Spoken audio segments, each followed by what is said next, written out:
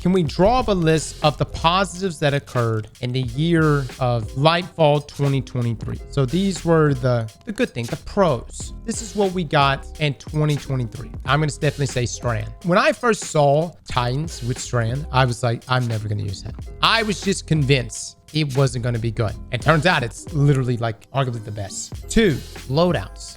I know I'm kind of sticking to sandbox right now, but loadout's so good. Fire Team Finder, Space Vaults. Oh my God, it's nice. Would you say both dungeons were great? I definitely would say Warlord's Ruin is a win. It was cool. It was cool because you went underwater, but we definitely didn't do that much with it underwater. Let's just say in general, the dungeons this year were really good, okay? I know some of you may not agree with this, but I think Crota's Inn was fantastic. I went out and was like, dude, if Crota's Inn came out as the new returning raid, it would be awful. There's no way Bungie can make Crota's Inn a good raid. And I love Crota's Inn. It was one of the best day one experiences I've had. The Coil. I will say, out of all the seasonal activities, people have really loved it. Now, hold on. Do we say the Coil or do we say all seasonal activities? Now, I'm not talking about the season that Lightfall launched. I'm talking about from Season the Deep, Season the Witch, and Season the Wish. Would you say all 3 of those had pretty fun seasonal activities? No, just the Coil. Okay, just the Coil. We're putting the Coil in here and only the Coil. Personally, I actually enjoyed Season the Witch. I was just really, really down. Like, I loved the cards in Season the Witch. I mean, it was fun. Having your own loadout, your own deck, being able to influence your own runs. That's fine. We're just going to put the Coil up there. Coil only. Man, I'm going to actually make biggest W's. Lightfall's biggest W's. There we go. The crafting wasn't intentional. Do we really put the crafting on there? It still counts. All right, fine. Some of you are saying Bungie's response to the crafting, which was essentially have fun, go crazy. My PvP players are saying checkmate, which is interesting because I actually have so many people come in here and say they hate checkmate. Is there anything you guys want to include story-wise, lore-wise? Was there a moment this year where you were like, holy shit, did that just actually happen? Did we just witness that? Eris versus Savithic. That was pretty good. Let me just say this. I didn't care for Lightfall's story, but I felt like the seasonal stories, I felt like they've been pretty good. They've at least intrigued me enough to want to pay attention and keep me coming back week to week. You know, everything from Savathun versus Eris Morn. Amanda died, you know.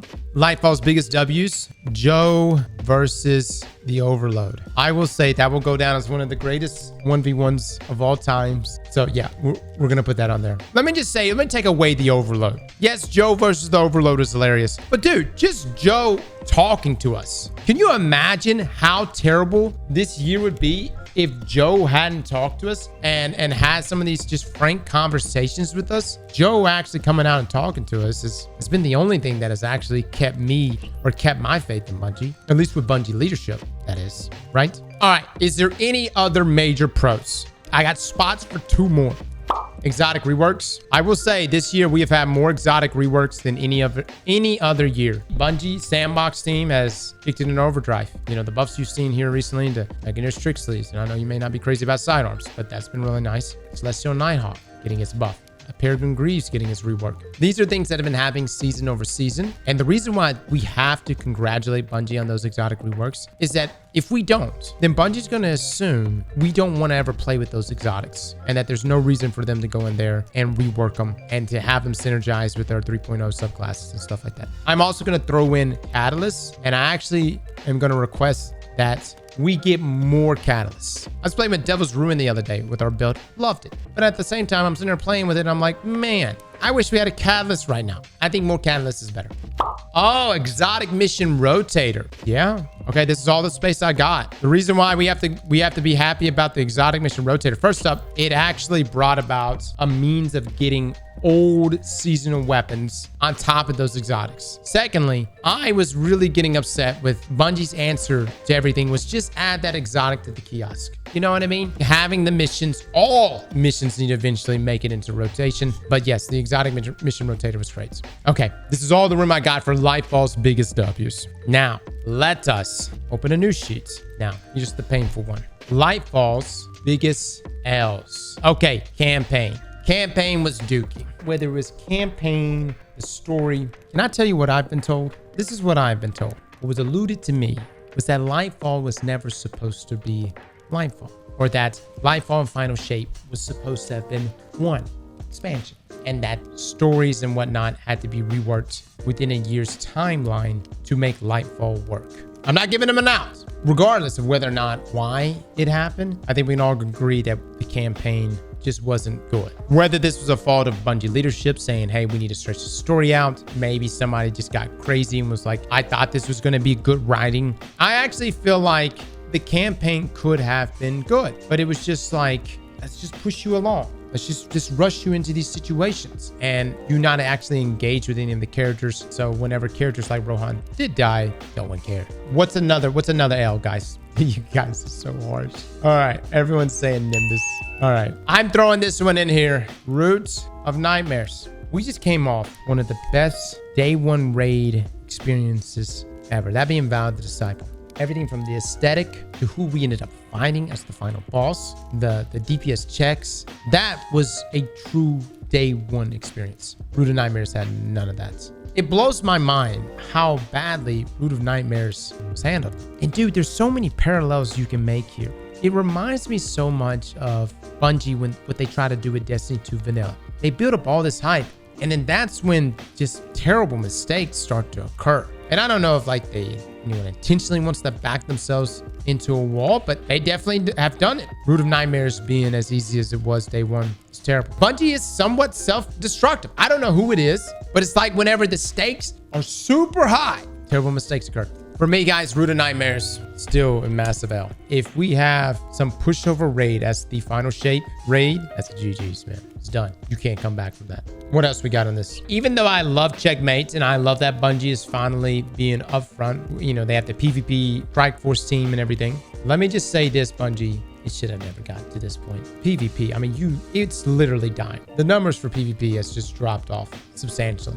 How can you blame people for not wanting to play PvP when you don't even give us maps? And what do we get? We get disjunction. Now, we've gotten a few more maps, and Bungie is also assembled a team, but they assembled a team after PvP is all but dead. That's not when you do it. 0 updates to Gambit. Do we even put that on the list? Does anyone actually think Gambit's gonna get a look? I'll put Gambit here. We've got some Gambit mains in here, and I get it. Do we put Neptune on here? Some of you are saying Neptune. Was Neptune a letdown for you guys? Oh my God, the tree's in the way. The damn tree's in the way. Are you telling me you guys didn't like that there was a cloud that all the people were uploaded to, and that's where they live, and the Cloud Striders protected them? You know what it just told me the whole time? When that narrative was first shared with us, all I could think about was, okay, so you just didn't want to add NPCs to Neptune. I got you.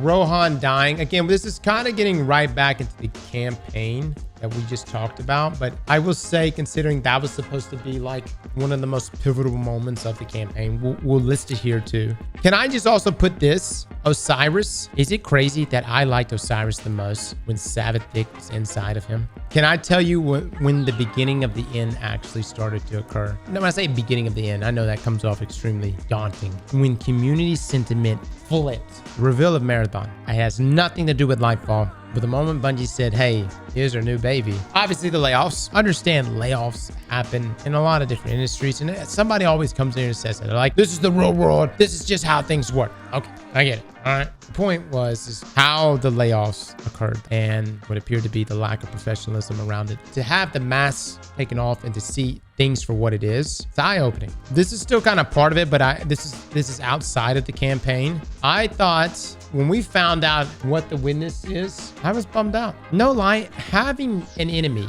an antagonist, be ambiguous. That's good. I'm okay with that. Sometimes I would rather that. And it's only into the thick of things and toward the end of the story that you actually have things reveal itself to you.